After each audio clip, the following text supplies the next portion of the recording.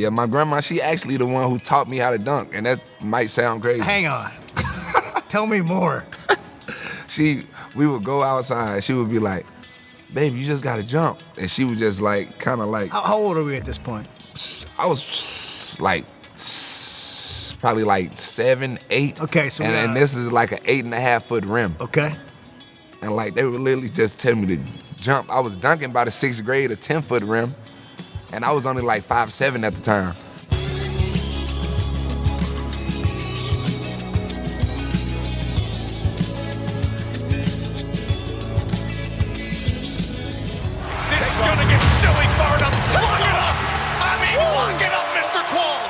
Say the name Michael Qualls to any Razorback fan, and they'll immediately bring up the dunk. Qualls with the dunk at the buzzer! There's not a better finisher in college basketball. He was an insane athlete that became a SportsCenter top 10 play machine. How about that? SportsCenter top 10. I've seen that dunk plenty of times, man. Man, appreciate it. Hey, he had 13 top 10 SportsCenter plays. Probably the best athlete. And 2 in one game. Yeah. However, his journey hasn't always been high-flying, as it started from very humble beginnings. Growing up in Shreveport is just very rough. It's just a lot of poverty, a lot of crime. And didn't quite go like he hoped after leaving Arkansas early for the NBA. Tear my ACL and meniscus, like in a freak accident. For the first time ever since leaving school in 2015, Michael Qualls returns to the Hill to discuss his favorite memories, what his pro career has been like, and how he plans on giving back to the game. I got this nonprofit going. It's for K-Rec. I want to work out kids for free because I'm just trying to give it all back. All as we celebrate the 10-year anniversary of his career-defining dunk against Kentucky and the birth of Mr. Walk-On Air. Matt for maybe the win. Hey, welcome to Fayetteville. When's the last time you were here, Michael Qualls? Maybe 8 years ago. 8 years ago. So most fans would probably, the first thing that would pop in their mind about you is the dunk to beat Kentucky. We're not going to really get into that, but we have a short film coming out on Hogs Plus that'll live there forever called Walk On Air. And you know who that's about. Does that bring a familiar ring? Yeah. I think you had 55 dunks your first 2 years total. But when you beat Kentucky with that dunk, and you had 13 SportsCenter top 10 plays, but when you beat Kentucky with that dunk, fans remember that. And we're going to do a whole thing on that. So we're not going to really get into that today. But what I do want to get into is kind of your story. You know, like, so what have you been doing from the time you left Arkansas to now? And I know it started, you left a year early. You had a year of eligibility left. You're a junior. And you go into the NBA draft. And so you go try out for a team, and what happens? No, so yeah. You're basically doing a workout, not a tryout. You're doing tear my ACL and meniscus, like in a freak accident. So that was just kind of wild, you know, kind of crazy at that time. But I ended up still signing a free agent deal with OKC. I went to training camp, just sitting there, you know, and it was still cool because, you know, KD was there, and that was KD last year. With OKC, you know, he was able to tell me, like, you know, everything's gonna be okay, you know, kind of give me some minor mentorship. So that was kind of cool. He's like that, isn't he? Yeah. Yeah, that's cool. So then you don't really end up making it in the NBA, right? Yeah. You had great surgeon, Dr. Andrews in Birmingham, and you got all that taken care of. But was basketball just like, what happened with the NBA for you after that? Actually, so through that year, I just had to get my knee back in shape. So you're gonna miss a whole year of the NBA. I missed that whole season. Yeah, So what would have been my senior year anyway, I missed anyway. Right. So after that, going into the next summer, I went to go work out for the New Orleans Pelicans. They wanted to sign me, but they said that my leg still wasn't ready yet, so they wanted me to take a G League route. I felt like they were trying to get over on me, so I ended up leaving and I played in Israel for my first season, you know, outside of Arkansas. The first place that I played basketball was Israel. And it was a wonderful place to be, you know, like a lot of rookies don't get to go to a place like Israel. You know, they'll probably go to a smaller country So it was cool. You know, I was in a major country. It was love. And you've spent about the last 10 years playing a little bit of G League, but mostly overseas. Yeah. And there's a lot of levels to that. But you've been at a pretty high level, right? Like, it's been good for you. Yeah. 魔兽的表现是完全力压。哦，我们先为场上来看，科欧斯进来的暴扣篮筐，杀死。 Yes, it's a real high level. Like the places that I've played. Well, for one, overseas, this the way it works, right? So you got like the CBA, that's China's Basketball Association. They pay millions. Like that's like one of the highest places you can play. Okay. EuroLeague, that's like you can play from any other country, but they're in the top league. They play each other. You know what I mean? I've basically been like right under that in my terms of like my professional career of the high level that I've been at, because I was just playing in Taiwan. They just signed DeMarcus Cousins. When I was just playing there a couple months ago, they had Dwight Howard. We had Perry Jones on my team, Hasheem Thabit. It's a very high level league, so it's cool. So it's been good ball and lucrative for you. Yeah. Yeah, that's great. Yeah, very lucrative. So Yeah, I mean, because people don't know. We don't know like what necessarily all those. Because there's no place like the NBA, right? Yeah. That's the only thing that I don't understand. Other leagues like in Italy, right? All right, you got Italy, you got A League, you got B League, you got C League, right? So in C League, if you're on the best team, you could possibly be getting like 100,000 to 150 in the C League. The B League, you can be getting up to like 200. In the A League, you can be on the team where you're getting $1 million, right? America is the only place that doesn't have something like that. All we have is the NBA, where you can be getting paid $200 million or nothing. In the G League, you're getting crumbs, right? Yeah. So people don't really understand why athletes tend to leave instead of bet on themselves and be in the G League. It's just like you can go make way better money overseas, like right now at this time. And the percentage of guys coming out of the G League and getting long-term contracts in the NBA can't It's slim. Yeah. Yeah, it depends on who you know, like your agency, all that matters. But if you want to make money, that makes sense, and it's been a good career for you. And you're still playing, right? Yeah, still And playing. you're 29? Yeah, 29. Almost 30? Yes, sir. And still, how much more do you think you're going to play? Man, I got a 40-inch vertical now. Still to this day. 又是快攻的机会，科欧斯单手的暴扣。 Like, I still jump as high, I still run as fast, but, I kind of knew that I was going to be one of these type of athletes because I was one of those type of athletes back then. Yeah. But it just amazes me sometimes how I went through the surgery. I still average 30 everywhere I go overseas right now. So, like, I'm in a good stride right now. What's your game? I'm gonna be honest, I do way more isolation than I used to be at Arkansas because, I just understand more. And like I said, over there, they pay me to come be LeBron. Like, they don't call you over there to just be like a... So you're a star. Yeah, you go over there to be a star. If you lose, the loss is on you, depending on your pay grade. So if you're getting paid good, you want to make sure you win, and you want to make sure you score, because that's just how you keep your leverage, you know what I mean? And that will give you another job. How about that? So you're LeBron in other countries. Yeah. And you've been in a bunch of countries. Like, you've been Israel, Yeah. you've been all over the world. Like, I looked at, we had 12 different spots. I don't even know some of these places. You and me both. Because some didn't pan out, and that's one of the things that just come with being a pro athlete. Some things won't pan out. Sometimes you'll go to a place and you just want more, and you just asking your agent, like, you got to get me out of here. Some people can be like, like Ukraine and Russia. You were over there and they just went to war. You just got to get out, like those just the type of things you just got to deal with. But I think it's worth it. A lot of people don't get to play basketball for money, man. It's just a great thing to do. You got your little family now, right? Yeah. They travel a little bit with you? Yeah, so my daughter, she has a passport for as long as I can remember. She's 3? Yeah, she's 3 now. I'm actually training her to play basketball because I got this nonprofit going. It's for K-Rec. I want to work out kids for free because I'm just trying to give it all back. That's awesome. And you got an 11-year-old son that you had when you were here. Yeah. And your daughter's mom and you were together So you got kind of a. And my son was actually here during that Kentucky game.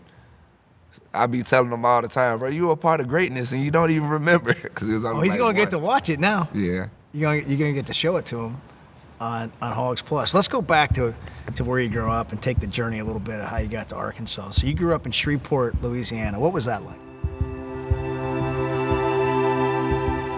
It was very rough.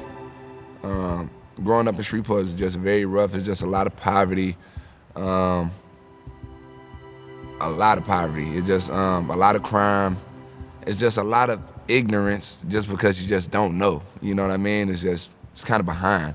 One step behind, but it is what it is. It made me, and I know it made me tougher than like the typical player, because once you come from that type of environment, then basketball and even life, all that stuff is easy now. So if I remember correctly, your mom wasn't in the picture. Yeah. So your dad raised you. Yeah. And your grandma raised you. Yeah. And but it was still tough. I mean, what was it like? What was it like for you? And what did they do for you? Yeah. So basically, they were there with me every step of the way. You know, having parents, man. Like a lot of people didn't have parents where I came from. Like I would play on one team. There would be another star player on another team from Shreveport, but he probably didn't have anyone. You know, he was probably a foster kid, and he just trying to make a way, you know what I mean? I'm just glad I'm a pioneer. Like, people from Shreveport, they look at me as one of the ones that got the other kids, you know, the blueprint of how to do it. You know what I mean? Kids weren't going to the SEC from Shreveport. They just Louisiana was all about football players. Like, Yeah. per capita, put out more NFL players than any other state. Yeah. But And basketball track. wasn't They were so like in the fast. early 2010s. I don't know that there were a lot of basketball. I mean, there were some, but there wasn't a lot of basketball players coming out of Louisiana. You know, like Robert Williams came like after me. Yeah. You know, he was younger. He went to Texas A&M though. He was like in Vivian, you know, so that's not really Shreveport, but it's close. But we don't really have a lot of dominant basketball athletes. But so you grew up in a tough environment, but you had a dad, you had a grandma, man, that looked out for you. Yeah. And you didn't have much, but you had more than a lot of people around you. Yeah. Yeah. Yeah, my grandma, she actually the one who taught me how to dunk, and that might sound crazy. Hang on. Tell me more. We would go outside, she would be like, baby, you just gotta jump. And she would just like, kind of like, How old are we at this point? I was like, probably like 7, 8. Okay, so and this is like an 8.5 foot rim. Okay. And like, they would literally just tell me to jump. I was dunking by the 6th grade, a 10-foot rim. And I was only like 5'7" at the time. So I actually could jump. You know, it wasn't just my height or my wingspan. You had hops before you were taller. Yeah. How tall are you now? 6'6". Okay. Man, you play a lot taller. What's your wingspan? 7 foot. So you got a 40-inch vert still? Yeah, still. And you've been dunking since the 6th grade? Okay, when did you know you were good at basketball and maybe you had a future playing? And you played other sports too, right? Yeah. When did you focus just on basketball? Man, well, this is a funny story. My like I said about football, my cousin had actually played football as well. I was playing football all the way up to the 8th grade. The reason why I stopped was because in the 8th grade, I would never forget, I was pretty fast. I was on kickoff return. I was running the ball back. Man, this man tackled me so hard. I just went home and I never played football again because that was my cousin and I knew that he loves me.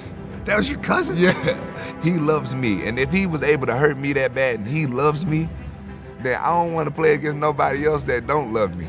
You know, so I was just done with football Smart at that man. point. So basketball became your thing. You hit a growth spurt when?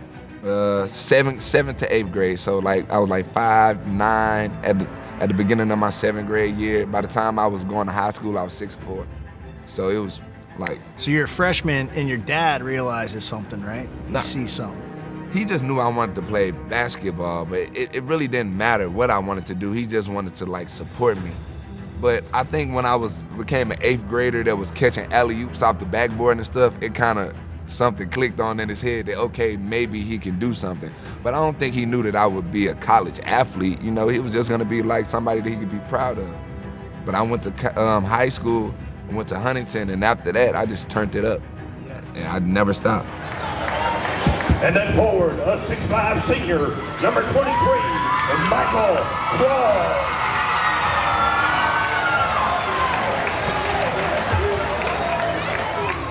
You weren't like super highly recruited, although after Arkansas, you know, right around that time at TJ Cleveland, then an Arkansas assistant who played at Arkansas, discovered you. Then you started getting some, but that was like your big discovery, right? Yeah. So, it was. Yeah. Coach TJ, he came to me, he was like, man, whatever. I remember Arkansas, because we used to get letters. I don't even know if kids nowadays even get letters still. I got a letter. I said, ooh, Arkansas. I used to be getting like Gramblings and stuff as a freshman. But Coach TJ, he had sent me a letter like my sophomore year. From that point on, I just started getting big letters.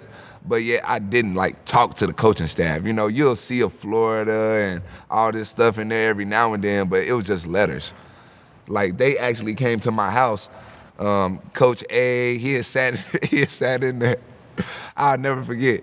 He had to leave early because I think somebody started fighting or something on the street that I'm from. He was like, yeah, man, we're just gonna get out of here, but it was nice to meet you. I said, yeah, man, you need to get out of town.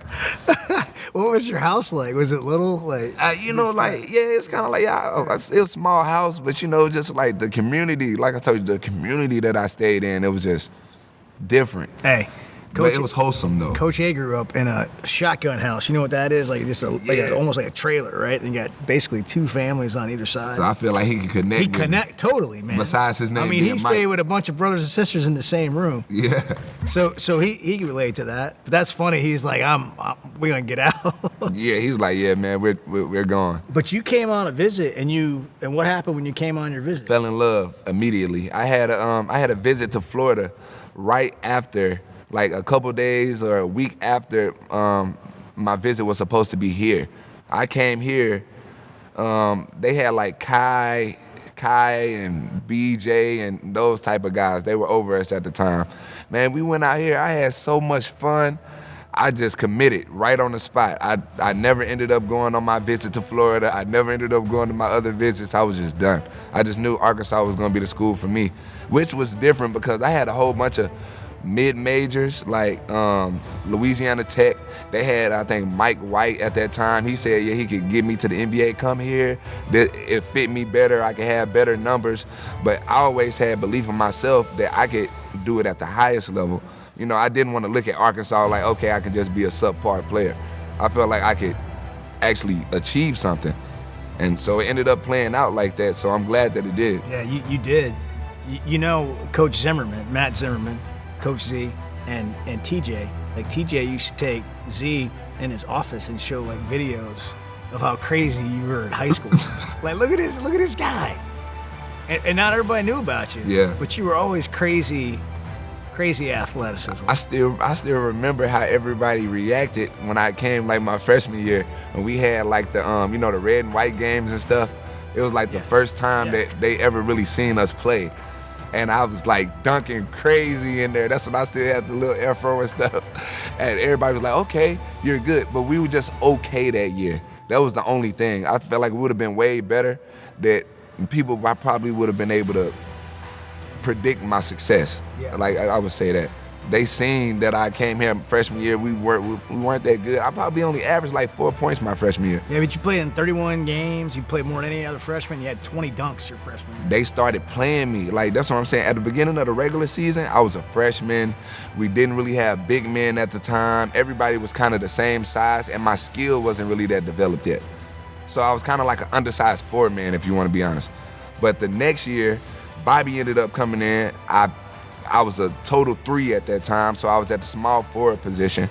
Started playing way better. In the first game of the season, I ended up dunking on somebody so crazy.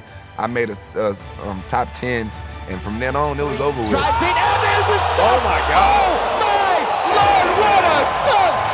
Michael Qualls. I really Qualls with the dunk at the buzzer. Sophomore season was your breakout year. Yeah, for sure. Yeah, you had double figures 24 times. You were on SportsCenter top 10 8 times. And you were the number 1 play against Kentucky, obviously, with the dunk. to win the game. You had 33 dunks that year. You had a game-winning three-pointer against Vanderbilt that year. Yeah, you had a coming-out party as a sophomore. And then Portis was a freshman that year. That's when you guys started. What do you remember about that season?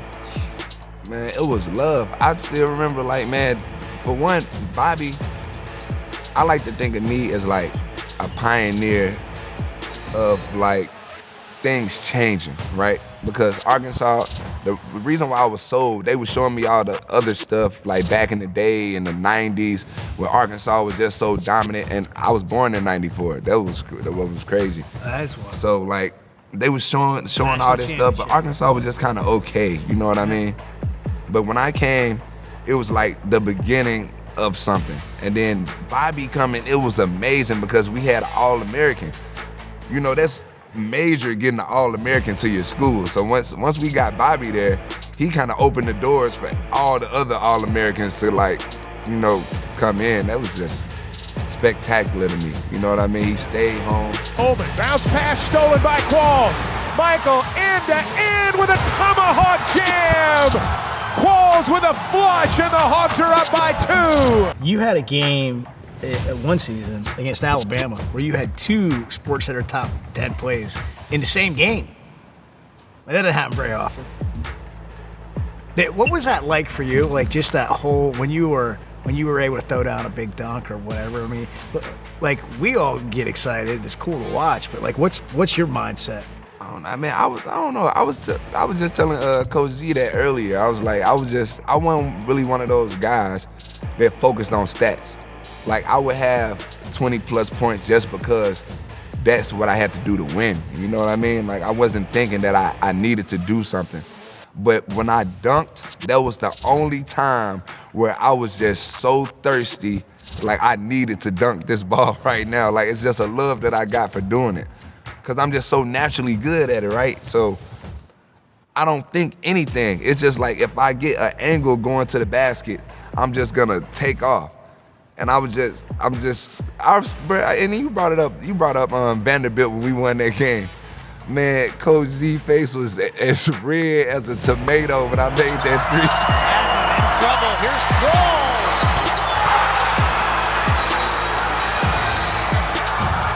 I'll never forget, we ran over there. Everybody was so happy. Coach Ed just drew up a play. He looked at me, he said, "Mike, you ready? You ready?" I was like, "Ready for what?" He said, "Kai, I'm gonna drive the ball and pass it to you. You gonna shoot it." So Coach A actually drew up that play. That wasn't like a coincidence.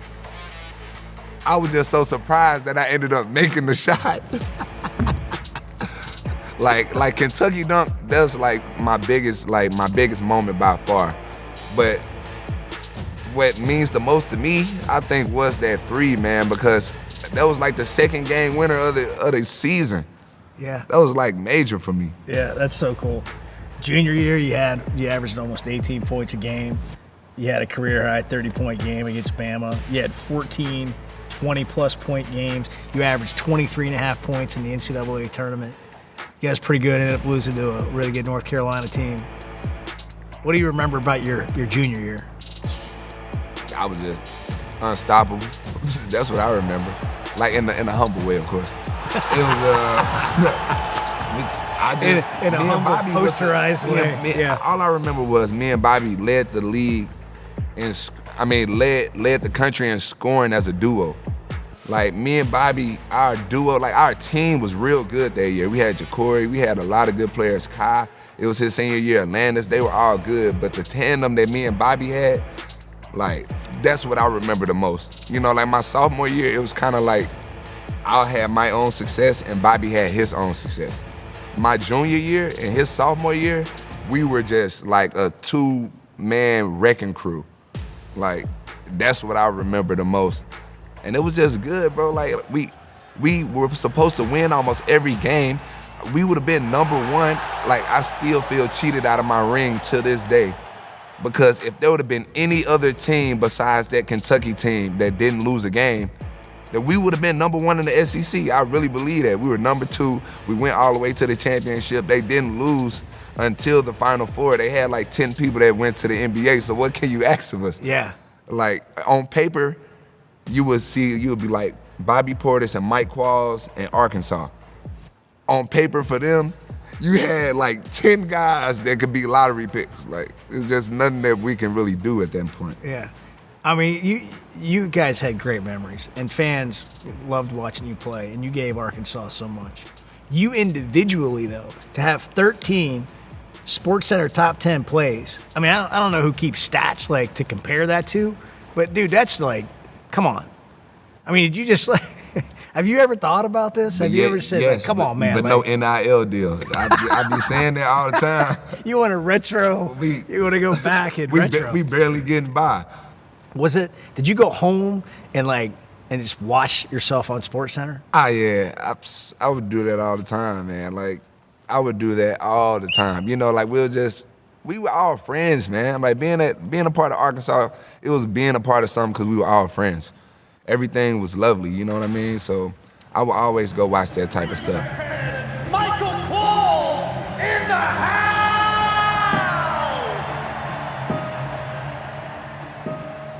So give me what it's like to play at Arkansas, having spent time, a decade in professional basketball basically now. G League, overseas. When you put that in perspective, like just your basketball career, what was it like being a Razorback? Like just the enjoyment of, from your perspective, all those top 10 plays. I tell people this all the time. It's like I couldn't really see it in the moment because I was in the moment. But now when people ask me that, like, how did I feel? It's like, bro, there's no place like this. Man, the fans are still fans to this day. I still have like 70-year-old women, 80-year-old men that come up to me. They're so happy to see me, man. It's just like, it's actual love. That's why, like, it's different here. Like, if you go to Kentucky, let's say I would have went to Kentucky, would have had the same, like, everything was the same. They have so many players, bro. It's kind of like, yeah, he went to Kentucky. It's not the same. Like, it's not as. But here, what I did actually is showing. It means something. I'm back here 9 years later, talking about something that we did. Yeah, and you had a epic career. I mean, you have to be happy with your career at Arkansas. Yeah, it was just happy seeing I'm just glad that we went this way. As a program. As a program. Yeah. Like, instead of being up when I came as a freshman and you kind of sizzled down, we went from here to here sophomore year because, we were in the NIT sophomore year. I still felt like we should have been in the NCAA tourney, but you know how that is. Yeah. We went from nothing, NIT, to NCAA. I don't have any complaints. And now you're watching as a fan as the program continues to grow. Is your grandma still with us? Yes, she's still with us. Have you ever talked to her about, hey, I figured out that dunk thing that you were telling me when I was and she always bring that up. 7? Like when I be playing in my regular games overseas, she be talking about all that type of stuff. So that's cool. That is pretty cool. We need to interview her. Maybe I should take some lessons because I'm 5'6", so maybe I'm telling you, she got the recipe. Jump higher. She know voodoo. I'm telling you. Jump higher. That's that. What's good?